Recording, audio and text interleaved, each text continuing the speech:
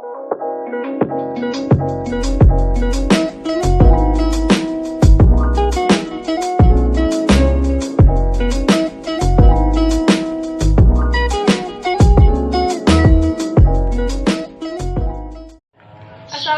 warahmatullahi wabarakatuh. Saya Anit Testuti, salah satu mahasiswi dari Universitas Islam Negeri Sultan Toha Saifuddin Jambi, Fakultas Dakwah Prodi Bimbingan dan Penyuluhan Islam semester 4. Kali ini saya akan menyediakan atau menyuguhkan sebuah video proses konseling individual. Selamat menyaksikan.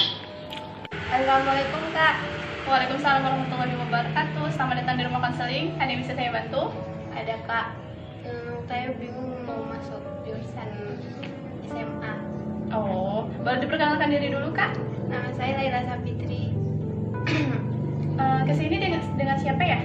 Sendiri Kak. Tahu nggak sebenarnya proses konseling itu apa sih? Enggak Kak. Jadi proses konseling itu adalah proses pemberi bantuan dari konselor untuk klien, di mana konselornya saya dan kliennya adalah kakak. Nah, di dalam proses konseling itu Kak ada beberapa asas. Yang pertama itu ada asas kerahasiaan. Jadi di sini kakak nggak usah khawatir nih, misalnya bakalan terjadi kok cerita saya sampai ke sana sampai ke sini, karena di sini memang dijamin privasinya agar apapun yang dibicarain sama klien masuk ke Fitri dapat terjaga. Yang kedua itu ada asas kesukarelaan, di mana saya tidak memaksa kakak sebagai klien dan kakak tidak memaksa saya sebagai konselor, supaya di sini terjadi proses konseling yang lebih baik. Dan yang ketiga itu asas keterbukaan, di mana saya dan kakak itu harus ada sifat terbuka, jadi tidak ada ditutup-tutupi, supaya kita dapat mencari celah titik dari permasalahannya. Boleh diulang lagi Kak, apa sih permasalahannya? Bingung mau pilih jurusan masuk SMA, IPS atau IPA.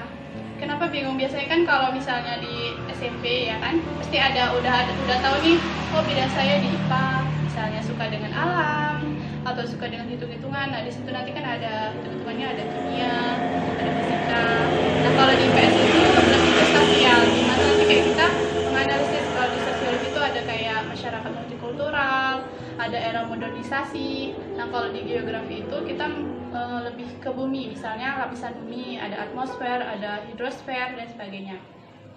Nah kalau yang hobi suka hitung atau berbau dengan keuangan, itu lebih di ekonomi. Kenapa di ekonomi? Karena di situ ada akuntansi, ada manajemennya, ada hitung-hitungan di pasar modal dan lain sebagainya.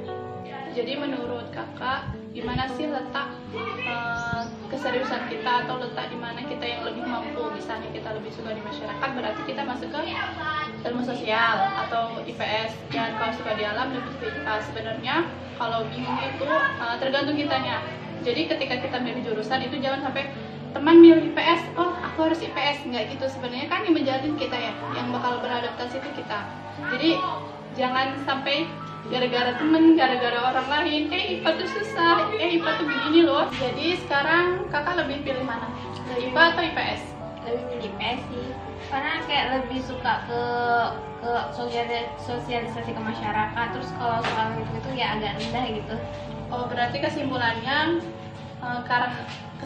dari permasalahan ini kakak lebih milih jurusan IPS di SMA nanti ya? Iya. Tapi bukan karena ngikutin kawan kan Kak? Enggak, emang ingin sendiri aja masuk IPS gitu. Oke, jadi kesimpulannya yang pertama itu kita harus pandai-pandai beradaptasi ke siapapun.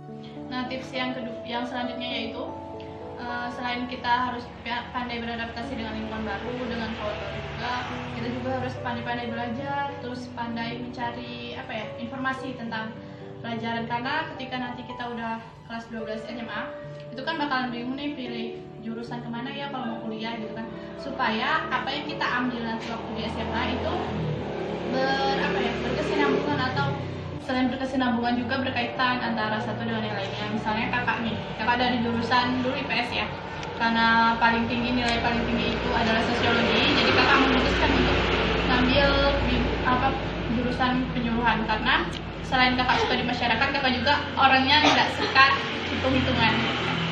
Jadi apapun yang terbaik itu tergantung kita dan orang tua gitu. Demikianlah proses konseling kali ini. Saya akhiri. Wabillahi taufiq wal hidayah. Wassalamualaikum warahmatullahi wabarakatuh.